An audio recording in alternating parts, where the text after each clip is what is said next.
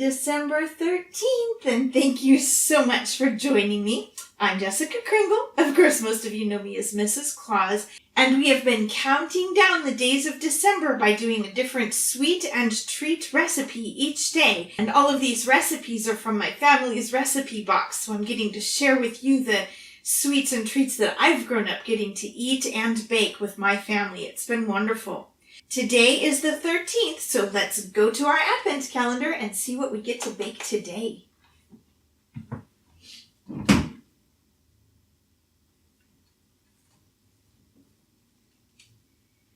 We have, we're not going to bake. These are chocolate bourbon balls, and we don't bake them. This will be fun. So I get to teach you how to make these. Just like always, give me just a moment to wash my hands and get out my ingredients, and I will be right back with you. All right, the hands are clean and we are ready to go. Now, I saw in my mom's box 2 different recipes for these chocolate bourbon balls. One called for the semi-sweet chocolate pieces and a little bit less confectioner sugar, and the other one called for the unsweetened cocoa powder and a little bit more confectioner sugar. So I opted to go ahead and use the semi-sweet chocolate pieces in this recipe, but if you for some reason couldn't find these or had an opposition to using these, you do have options. It's just kind of a creative thing that you can do. What we need to do is melt these though, and so I've created a double boiler. This is a pan with some water in it, and I've turned it on high, and we're going to go ahead and set this glass in here in the water. Now we just want these barely melted. We want them just until they turn smooth. So you don't want to make them too liquidy, just not shaped like pieces anymore. And we will be right back with these when they melt for us. Our chocolate is melted, and while that cools just a teeny bit, I'm going to go ahead and show you the rest of the prep work that I did. So this is the ground vanilla wafers. Vanilla wafers are these little cookies that you can find in the stores, hopefully, depending on where you live, I guess. And now the different ways to grind them would be to just squish them in the bag that they come in, or put them in a zip bag of some sort and squish them that way. I put these in the food processor and did it mechanically. So a blender might work as well. There are various ways that you can crush these. I think that one of the reasons that this recipe appeals to my mom is that she makes these fun little turkeys for Thanksgiving for the kids out of these little wafer cookies with some candy corns and those kinds of things around it. And so this is a great thing to do, with our broken ones, isn't it? We can just crush them up and make something else out of them. So I have the measurement here. We don't need those.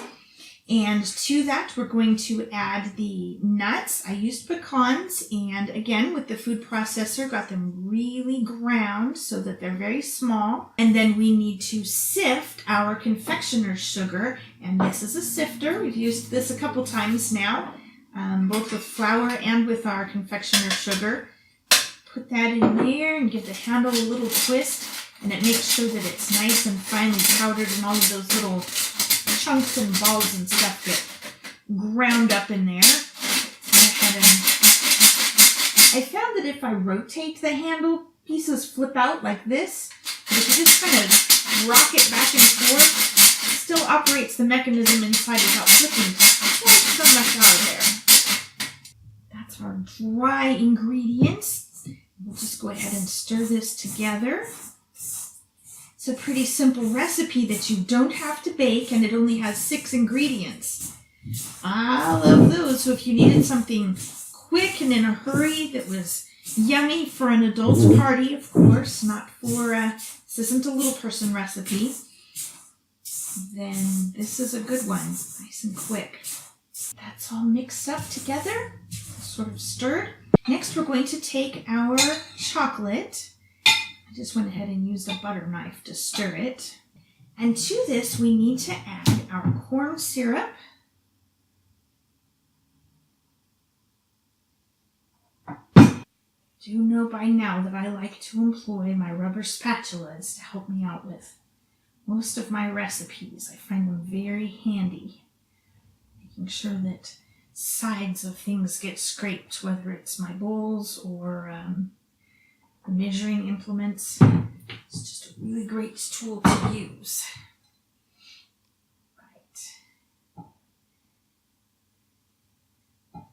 And then, of course, our magic ingredient here. I told you that I saw 2 recipes in Mom's drawer. One called for half a cup and one called for a quarter of a cup. So again, you can play around and experiment and see what you prefer for personal preference here. I also learned, because I'm not a big drinker, and when I went to buy this, there are a lot of bottles that say bourbon whiskey, and so I finally had to ask someone, is bourbon a whiskey, or is there one that just says bourbon that doesn't say whiskey on it somewhere? And finally found some help getting the right ingredient there. Right, we're going to stir this together. Then we add our wet ingredients to our dry ingredients.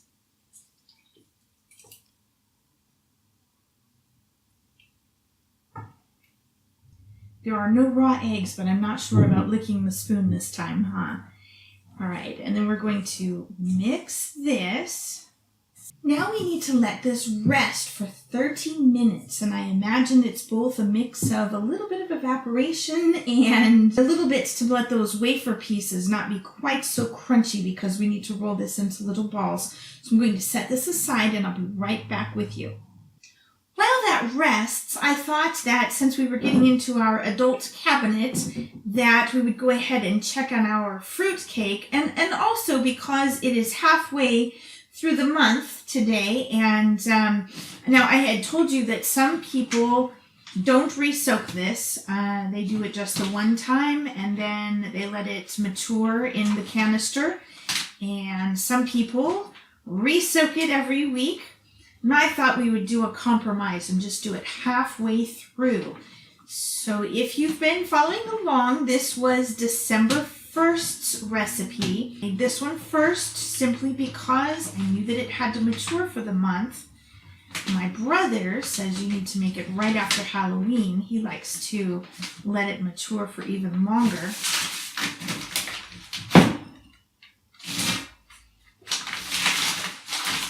And we put it in a paper bag and tied it up just to double check that no critters can get in there. Right, and kept it in a cool place inside the tin. And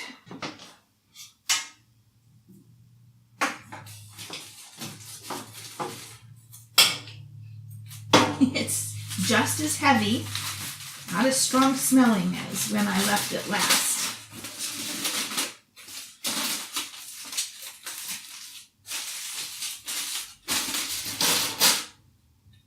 And we wrapped this in a cheesecloth that we soaked in whiskey. I know that different people use different alcohols for this. And some choose to use no alcohol, and that is perfectly fine as well. I'm going to set that aside there. Just a couple little sampley pieces, huh? I'll tell you, I can't smell the whiskey at all that we had put on there. So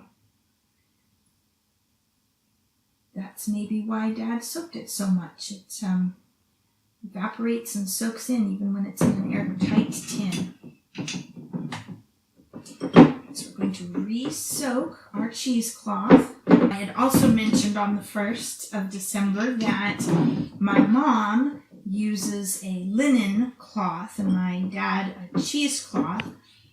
And some of the recipes simply called for wrapping it in parchment and then the foil. So there are many families and many family recipes for these kinds of things. Right. Put this back on here. Rewrap it.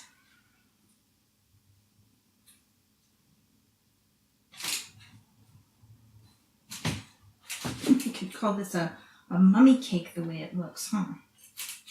We have rewrapped this, and then we will fold the foil back up again.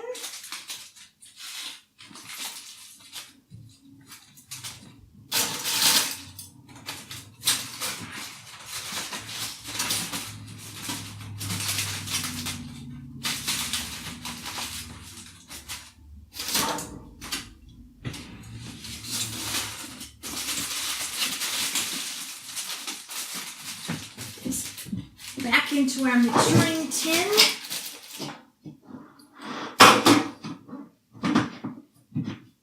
And then I will get this into the paper bag, tie my string back up, and get it back in its cool place so that it can continue to mature so that we can enjoy this together on Christmas Day. All right, this is still waiting for its 30 minutes to be up, so I'll be back with you when that's done. It has been 30 minutes, and in addition to rewrapping our fruitcake, I went ahead and sifted some confectioner sugar into my 9x13 pan. I know that some instructions say that you can just roll these things into a bowl of confectioner sugar. Others say to put it on a piece of waxed paper. I decided to just go ahead and try this. So we're going to take about an inch of our, would you call this a dough? Is this really a dough of our mix, I guess? Now, I noticed before in previous years when I roll this in my hands, they roll really well, but my hands tend to get so very, very sticky that they don't, I have to keep washing my hands because they keep sticking to my hands instead of to itself, I guess. So I'm going to just use my fingertips here. Of course, it's fun to lick your fingers when you're done with something this yummy. These are very sticky right now, and that's how they're sticking together, but that's also why the confectioner sugar is so very important. What I'm going to do is sprinkle some more sifted confectioner sugar on top of these as well and give them a little roll before I put them in an airtight container. They need to be stored in the refrigerator. Now, if you're giving these as gifts to other people and you're not just serving them on a serving tray, they can be individually wrapped in a little bit of plastic film or even some foil. I was going to see if I could find some of that beautiful golden decorative foil to wrap these in to give some as gifts to people, especially when shipping them. I also find that these taste a little bit more flavorful to me after they've been in the refrigerator for a day or two. Maybe it's the evaporation, maybe it's the just the ingredients sort of settling and soaking in together. Now see, these are starting to have a difficult time sticking to itself. It's wanting to stick to my fingers instead now. So we may have to wash in between. All right, I rolled out all of these, and now we'll take just a little bit of confectioner sugar, sprinkle on the tops of these.